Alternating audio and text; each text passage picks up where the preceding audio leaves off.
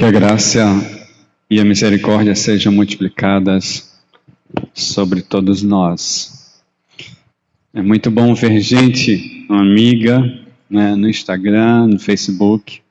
É muito bom estarmos juntos. Gente que tinha um tempo que eu já não via. É muito bom ver você. A minha oração é que você convide mais pessoas. Estejamos juntos com mais pessoas na semana que vem. Paula já trouxe os avisos, eu quero trazer os aniversariantes da semana. No dia 8 de junho, aniversaria Rubens.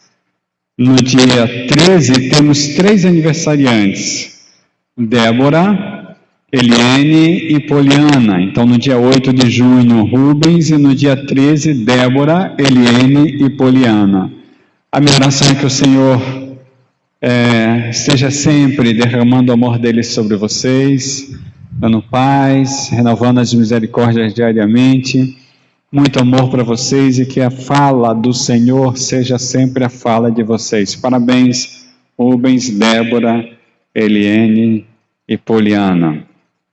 Enfim, nós estamos falando sobre a base da fé em Romanos capítulo 5, verso 1, e desde o início de maio eu estou falando sobre isso, mas no dia 16 eu falei sobre a fé e a consciência do fazer. No dia 23, sobre a fé e simplicidade consciente. No dia 30, ou seja, na semana passada, nós vimos sobre a fé em sua simplicidade é incômoda e esclarecedora. Obrigado, Paula. Quando vimos sobre o pedido tolo de Tiago e João para que no seu reino, na glória, Jesus estivesse com um à sua direita e o outro à sua esquerda, vimos Jesus refletir sobre esse pedido para eles dois. Vimos que em sua simplicidade o evangelho é incômodo, né? Quando Jesus diz: os reinos são liderados por seus reis, eles subjugam os seus liderados, mas entre vocês não será assim. Vimos que esse reflexo da palavra de Deus esclarece. Hoje estou falando sobre fé e o chamado à humildade, né? Pela manhã falei sobre, em sua simplicidade o evangelho é humilde, em sua simplicidade o evangelho chama, baseado no texto de Romanos capítulo 1, nos versos 1 a 7. Romanos 1 a 7, vamos ler agora. A palavra de Deus diz assim: Paulo, servo de Cristo Jesus, chamado para ser apóstolo, separado para o evangelho de Deus, o qual foi prometido por ele de antemão por meio dos seus profetas nas Escrituras Sagradas, acerca de seu filho, que como homem era descendente de Davi, e que mediante o Espírito de Santidade foi declarado Filho de Deus, com poder pela sua ressurreição dentre os mortos. Jesus Cristo, nosso Senhor, por meio dele e por sua causa, ou por causa do seu nome, recebemos graça e apostolado para chamar dentre todas as nações um povo para a obediência que vem pela fé. E vocês também estão entre os chamados para pertencerem a Jesus Cristo. A todos os que em Roma são amados de Deus e chamados para serem santos, a vocês graça e paz da parte de Deus nosso Pai. Vou contextualizar.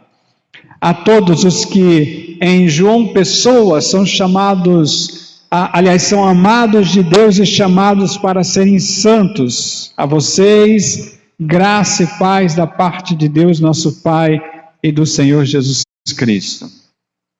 É desse evangelho que falamos. É desse evangelho que nós, ou sobre esse evangelho que nós ministramos. Nesse sentido, o texto nos ensina, nos traz alguns ensinamentos interessantes, né? Já falei pela manhã em evangelho é humilde e evangelho chama. Eu quero dar continuidade nessa reflexão, entendendo também que o humilde se dilui a serviço do seu Senhor. Evangelho é incômodo em sua simplicidade. É simples e humilde. Leva o servo a se diluir diante do seu Senhor, deixando que o Senhor exista totalmente em si. É assim que precisamos aprender. Veja a fala do apóstolo Paulo nos versos 1 a 4, quando ele diz, eu já destaquei pela manhã, que ele é servo de Cristo Jesus. Aí ele diz que foi chamado para ser apóstolo, mas ele detalha, fui separado para o Evangelho de Deus. Eu fui separado para dar as boas notícias de Deus.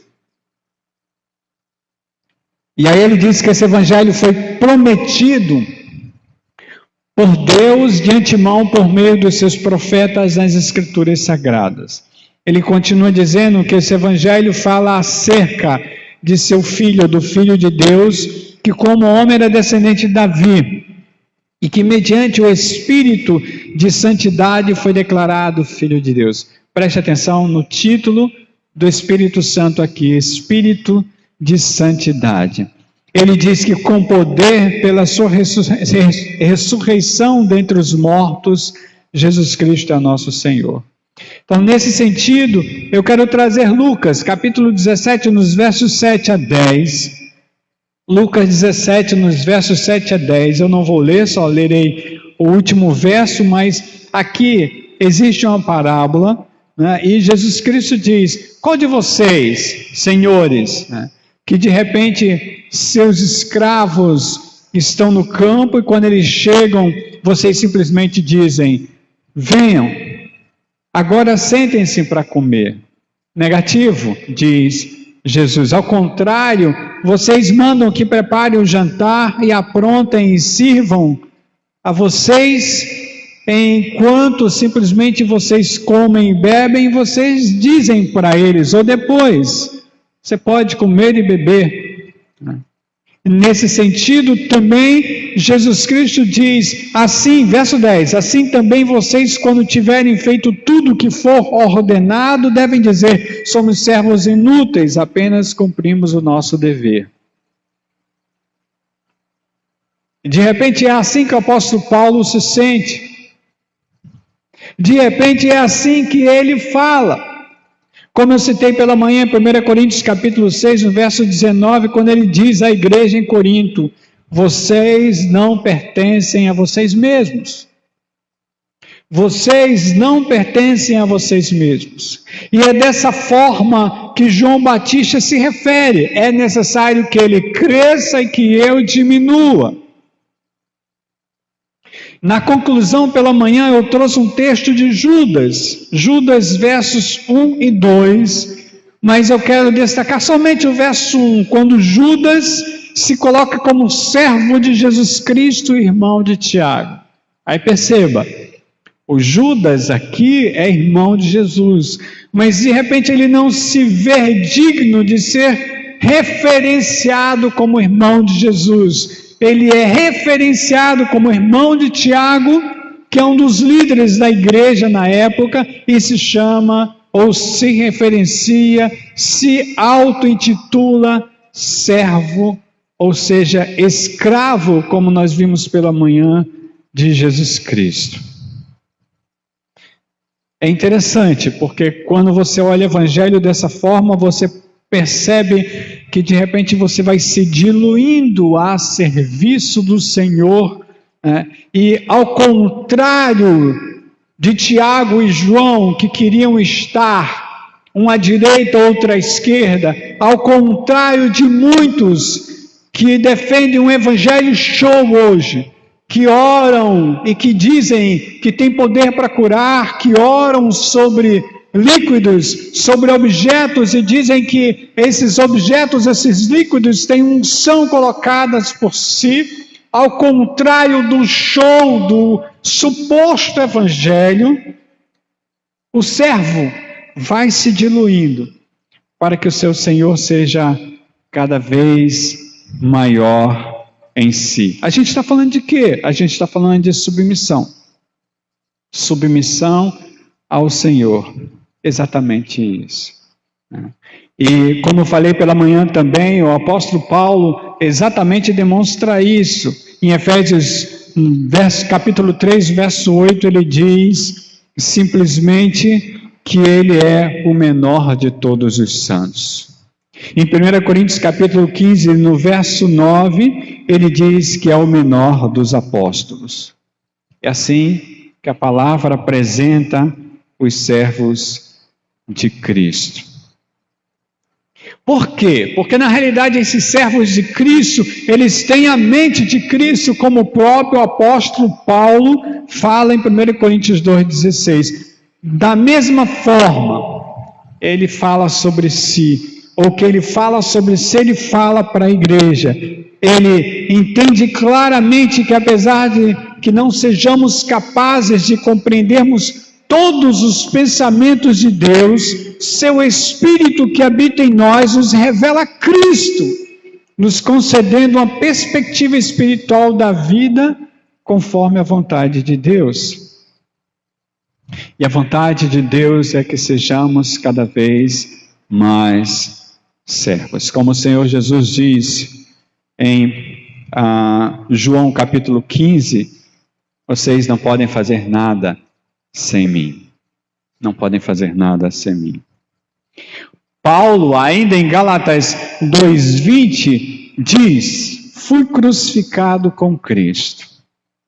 Morri com Cristo. E aí ele diz: assim já não sou eu quem vive, mas Cristo vive em mim. A vida que agora vivo no corpo, vivo pela fé no Filho de Deus, que me amou e se entregou por mim. Perceba, a fala do apóstolo Paulo é de abertura da sua própria vida para viver a vida de Cristo em si. E é por isso que talvez que ele fale em Gálatas 6,17, ninguém mais me perturbe. Outra tradução diz, me moleste, pois trago em meu corpo as marcas de Jesus Cristo. A nova tradução linguagem de hoje traz uma fala bem interessante. Na tradução da linguagem de hoje, Gálatas 6,17 está assim: para terminar, que mais ninguém crie dificuldades para mim, pois as marcas no meu corpo mostram que sou escravo de Jesus. Que marcas o apóstolo Paulo estava falando? Ele estava falando dos sofrimentos por causa do Evangelho, das prisões, da fome que ele passava de vez em quando, ou na maioria das vezes, da roupa que faltava, do frio que sentia, né, dos maltratos por causa do Evangelho de Cristo.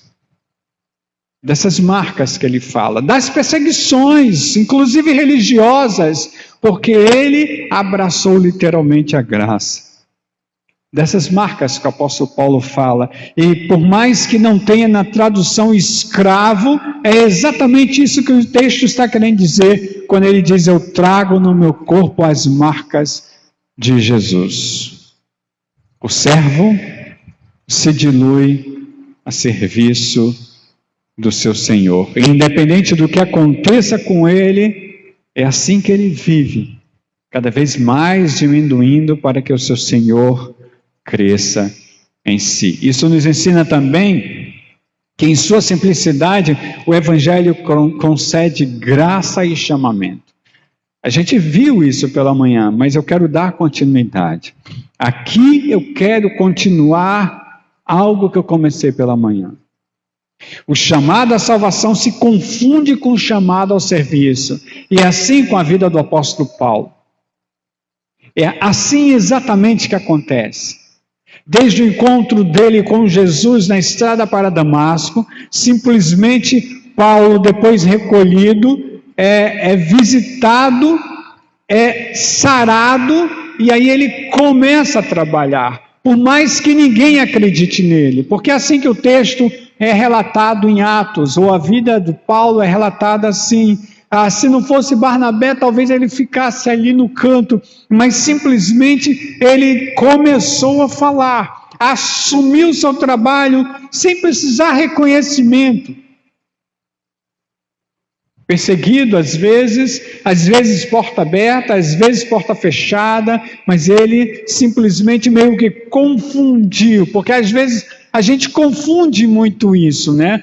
Eu sou salvo, mas o fulano é que tem o chamado. Complicado isso. O apóstolo Paulo vem mostrar claramente que essa chamada para o ministério é confundida literalmente. Quando eu falo de confundida, porque ela se funde à chamada para a salvação. Chamada para a salvação, para o apóstolo Paulo, também é chamada para serviço. Veja os versos 5 e 6, a gente está em Romanos capítulo 1. Ele diz assim: por meio dele e por causa do seu nome, recebemos graça e apostolado para chamar dentre todas as nações um povo para a obediência que vem pela fé. E vocês também estão entre os chamados para pertencerem a Jesus. Graça aqui é no mínimo favor imerecido. Favor imerecido. E é exatamente o que Tito diz, capítulo 2, Tito 2, nos versos 11 e 12. Porque a graça de Deus se manifestou salvadora a todos os homens. Ela nos ensina a renunciar à impiedade e às paixões mundanas e a viver de maneira sensata, justa e piedosa nesta era presente. De maneira sensata, justa e piedosa nesta era presente. O que eu entendo por interessante nesse texto é que todos os momentos que nós lermos esse texto é sempre na era presente. Sempre. Veja o que o apóstolo Paulo fala em Gálatas capítulo 1, nos versos 14 a 16. Gálatas 1, 14 a 16, quando ele diz: no judaísmo eu superava a maioria dos judeus da minha idade e era extremamente zeloso das tradições dos meus antepassados. Mas Deus me separou desde o ventre materno e me chamou por sua graça.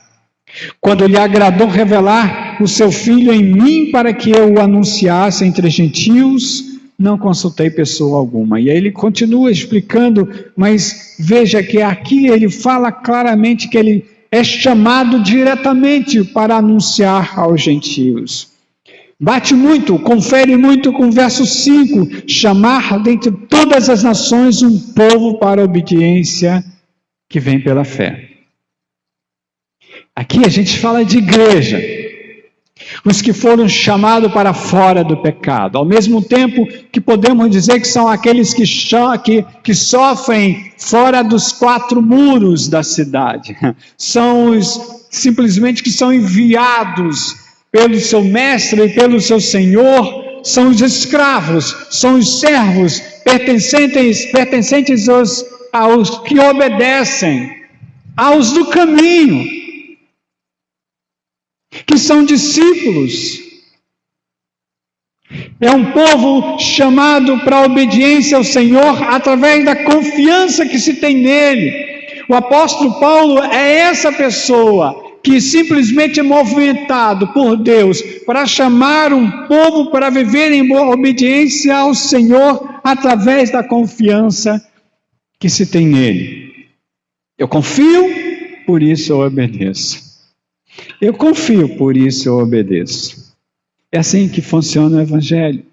Servo que se dilui é servo que abraça a graça e simplesmente começa a trabalhar. Serva que se dilui é serva que abraça a graça e simplesmente começa a trabalhar. Não depende das 4 paredes de uma construção feita por mãos humanas. Não depende de tijolo, não depende de terra, de cimento, simplesmente resolve se diluir diante do seu Senhor e começa a falar, a testemunhar, a ministrar a vida e vida eterna. Interessante, não é? Porque vejam, estamos de portas fechadas, no meio de uma pandemia. regidos por um decreto. Não podemos nos reunir. Afastamento social. Mas igreja, que é a igreja, não para. Não para. Romanos capítulo 1, no verso 8, o apóstolo Paulo diz: antes de tudo sou grato a meu Deus, mediante Jesus Cristo, por todos vocês, porque em todo o mundo está sendo anunciada a fé que vocês têm. Da mesma forma, lá no capítulo 16, mesmo livro, verso 19, ele diz: todos têm ouvido falar da obediência de vocês, por isso estou muito alegre.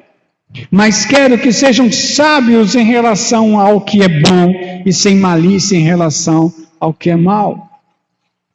Então ele agradece a Deus pela instrumentalidade da igreja em Roma, pela fé que a igreja em Roma tem. E eu estou falando de uma igreja que o apóstolo Paulo não conhecia pessoalmente. Ele só esteve em Roma praticamente cerca de 3 anos depois que escreveu essa carta. Ele não conhecia a igreja. Ele escreve dizendo: eu quero estar com vocês. Romanos capítulo 15, nos versos 17 a 18, ele diz: portanto, eu me glorio em Cristo Jesus. Veja, a glória de Paulo é a glória de Cristo Jesus em meu serviço a Deus. Não me atrevo a falar de nada, exceto daquilo que Cristo realizou por meu intermédio, em palavra e em ação, a fim de levar os gentios a obedecer a Deus. Perceba a fala de Paulo: eu não me atrevo a falar de nada, exceto daquilo que Cristo realizou por meu intermédio. Eu sou servo inútil. Eu só me exponho para que Cristo faça por meu intermédio. Eu sou apenas vaso, depósito, que é assim que ele vai se intitular depois. Chegou a hora.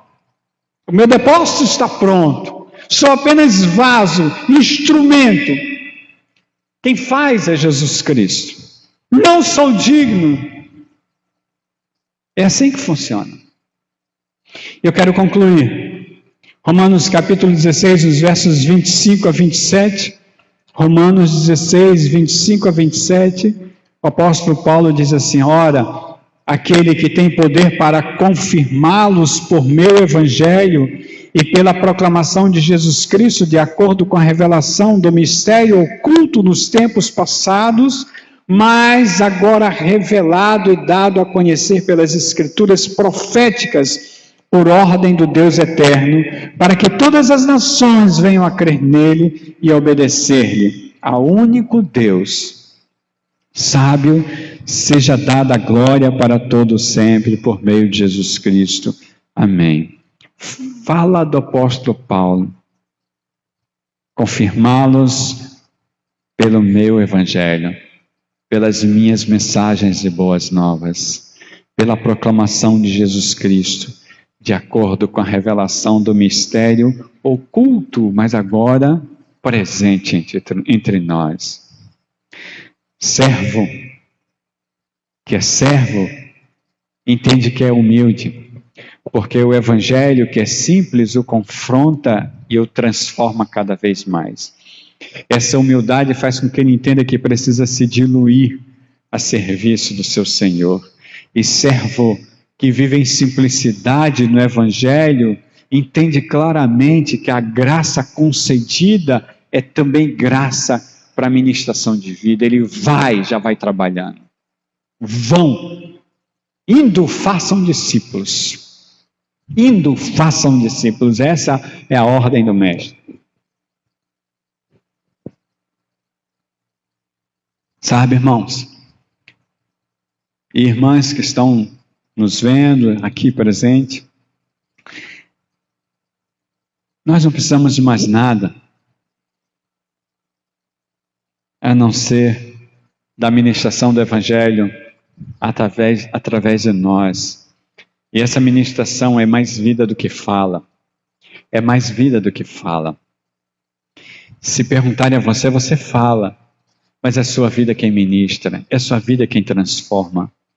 No seu trabalho, Você está sendo visto porque a sua vida é quem lhe apresenta. Na sua casa, diante da sua família, dos seus amigos, daqueles que andam com você, a sua vida é ministração. Porque funciona assim, conserva humilde. Eu queria repetir os versos 6, aliás, o verso 6 e trazer o verso 7 para a gente terminar. O apóstolo Paulo diz, Romanos 1, 6 e 7. Vocês estão entre os chamados para pertencerem a Jesus Cristo. A todos os que... Vou contextualizar. O apóstolo Paulo fala em Roma, mas eu falo a todos os que em João Pessoa são amados de Deus e chamados para serem santos. A vocês, graça e paz da parte de Deus, Pai do nosso Senhor Jesus Cristo. Essa é a minha oração para você. Essa é a minha oração. A minha oração é que esse evangelho simples sempre confronte você, faça você refletir para que você sempre seja transformada em Jesus. Que você entenda claramente que você, pela mente de Cristo, entenda que precisa se diluir diante do seu Senhor.